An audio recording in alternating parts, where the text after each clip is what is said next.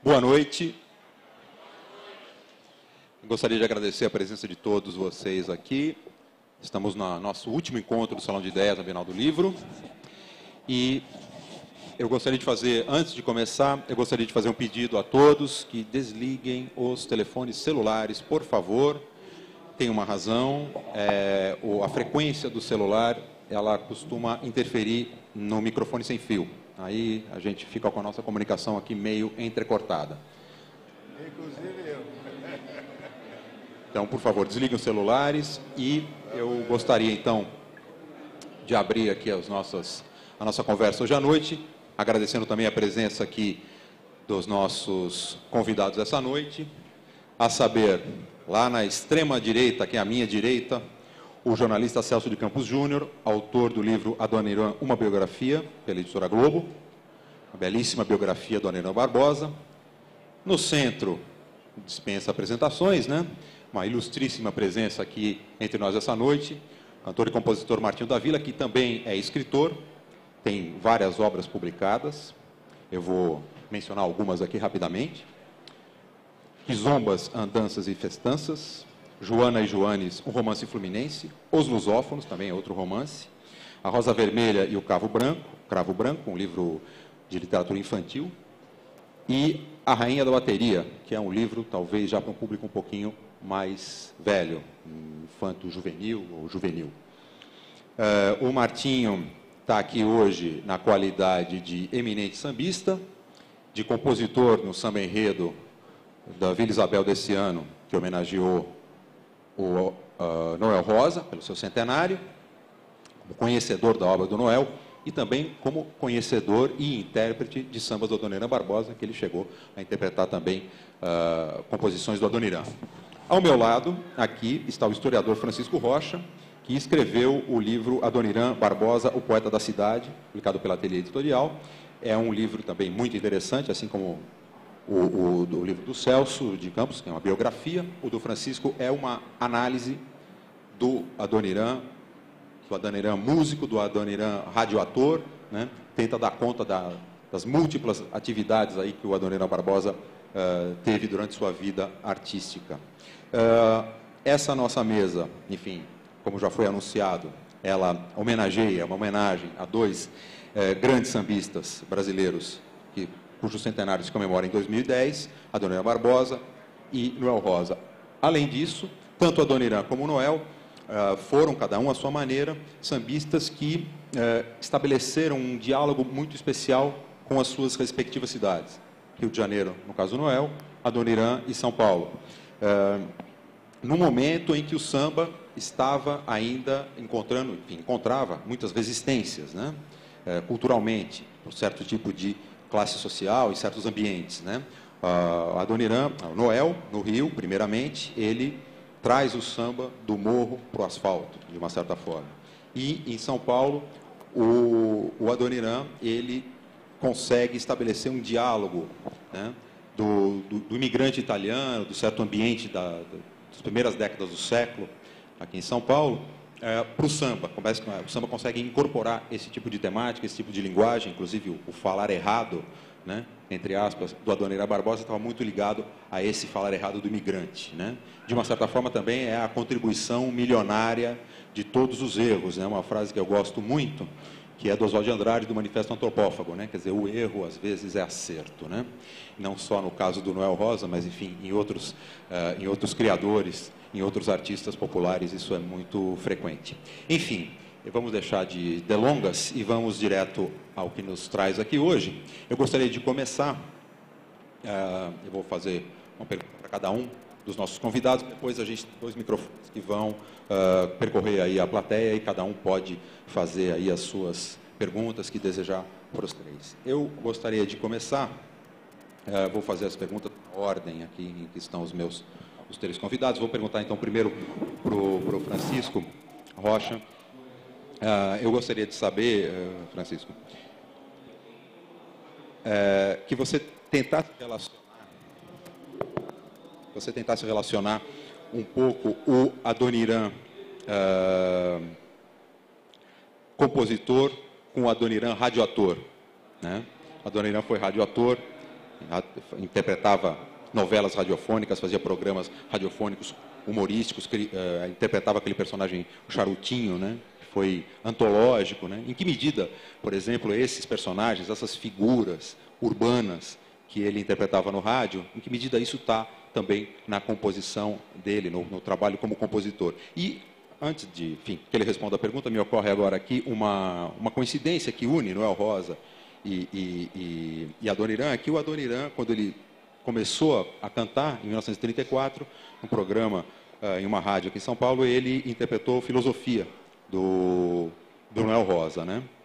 Enfim, isso é apenas um detalhe. E isso mostra que Adoniran conhecia a produção de Noel Rosa, era um fã de Noel Rosa. O mesmo, a recíproca não pôde acontecer, porque Noel, infelizmente, morreu antes que o Adoniran se tornasse uma figura conhecida nacionalmente, que se deve, enfim, inclusive, o Adoniran se torna uma figura nacional a partir do momento em que o Trem das 11 faz um enorme sucesso no Rio de Janeiro, por conta do carnaval do quarto centenário do Rio de Janeiro, em 1965. Né?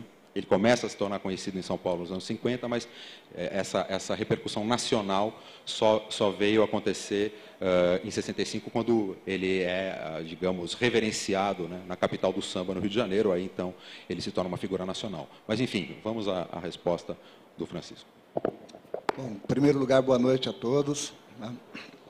Quero dizer que é um prazer e uma honra muito grande estar aqui com vocês para falar do Adoniran e, enfim, salão de ideias aqui, não é?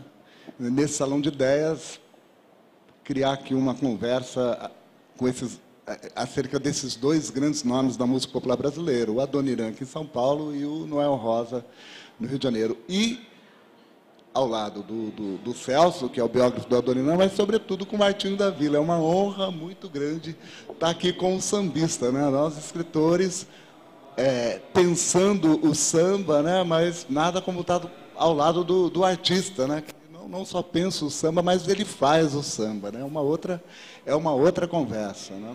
Bom, para responder a pergunta do Alexandre, né? O Adoniran e os personagens que ele representou no rádio. Então, o Adoniran, antes de ser cantor ou ser compositor, ele era compositor, mas o que dava a ele acesso ao rádio era o trabalho que ele fazia como radioator, né? Ele entra no rádio achando que ele podia ser cantor, não é? Aliás, interpretando uma música do Noel, Filosofia, que o Martinho sabe muito bem, é um tratado do sambista. A gente pode tomar essa canção do Noel, né, esse samba do Noel, Filosofia, como um tratado do sambista.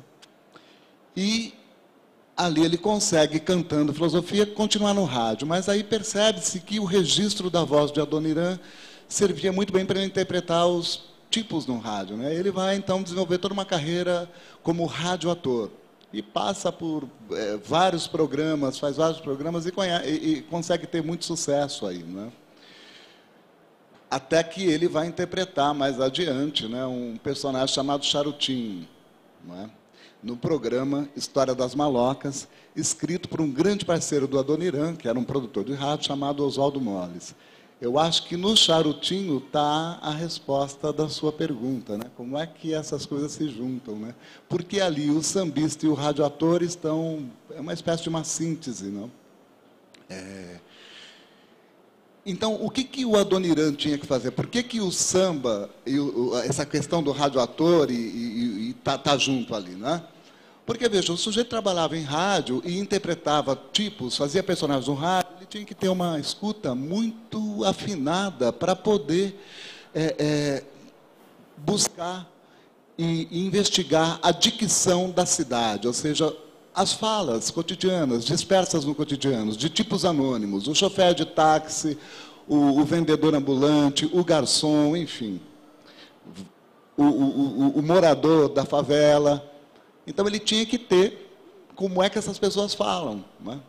E a arte de sambista dele vem daí, né? Meu ver, vem daí. A arte de compositor dele vem dessa sensibilidade que ele desenvolve como radioator, essa antena que ele tinha muito bem afinada, para poder fazer com que tudo isso que ele via e ouvia na cidade ganhasse uma dimensão poética nos seus sambas. Exemplo de Iracema, Saudosa Maloca, Samba do Ernesto, e aí vai embora, né? Então, eu tenho mais um tempinho aqui, posso? Então, é isso. Quer dizer, o Adoniran, ele vai ser como eu defino ali no livro, né? Ele era um sujeito que tinha uma sensibilidade muito, muito afinada para entrar nesse universo da palavra falada. Eu acho que isso é muito importante, né? Porque a gente imagina que... Bom, estamos aqui no Salão de Ideias, né, na Bienal do Livro. Poxa, mas o samba não circula exatamente nesse universo da palavra escrita.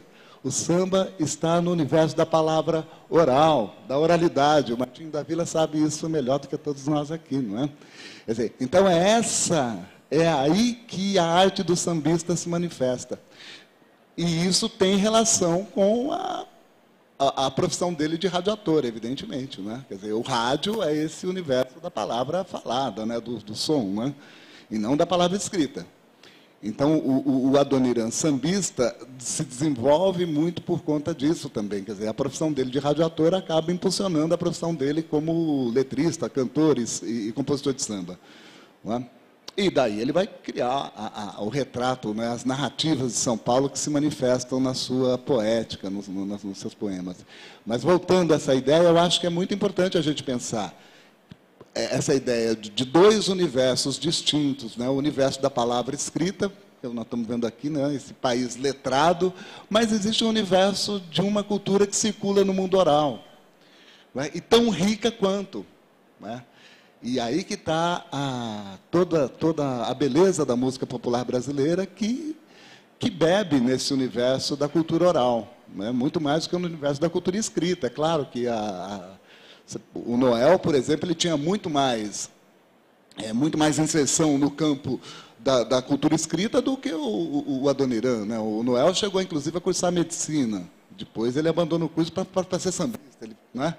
Mas o Adoniran não, ele estudou até o 3º ano primário.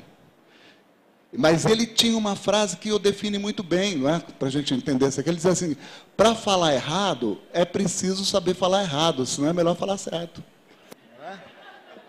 Ou seja, existe uma sapiência, uma sabedoria, né, que está nesse universo. E eu acho que o desafio, eu estou vendo aqui essa plateia, ela é maravilhosa, o desafio do país que nós vivemos é como criar um diálogo entre esses dois universos, que os sambistas vêm fazendo, né? Quer dizer, que toda essa gente que milita na área da cultura popular, na área do samba, vem promovendo isso, para dar um lugar digno para essa cultura oral, que é tão rica em nossa formação, né? Já tem que pensar que o Brasil não foi formado apenas pelos colonizadores ocidentais que já traziam na bagagem o mundo da palavra escrita. Chegou por aqui, havia os índios, depois África, Brasil, contato África-Brasil, e a África tem toda uma tradição oral, não é? Tem toda uma tradição oral. Então, o desafio do Brasil, a possibilidade da gente reinventar esse país, passa por essa possibilidade da gente criar um diálogo entre o universo da cultura escrita e o universo da cultura oral, que o samba vem realizando esse diálogo há muito tempo, né? Há muito tempo, né? Poucos percebem e tal, mas o samba vem realizando. Tem uma outra do Adoniran que vai, daí porque não o historiador começa a falar, mas enfim, tem uma outra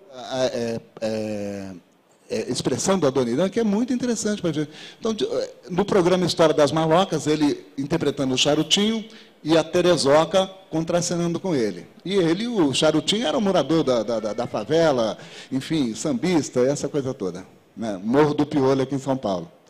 E lá a Terezoca chega para o Adoniran e fala, para o Charutinho, diz: ô Charutinho, qual é a receita para se fazer uma boa letra de samba, né? Bom, para fazer uma boa letra de samba, sentido, uma letra, né? Aí a Terezoca: é preciso saber fazer as rimas? Não. Para escrever uma boa letra de samba, você tem que ser, em primeiro lugar, analfabeto.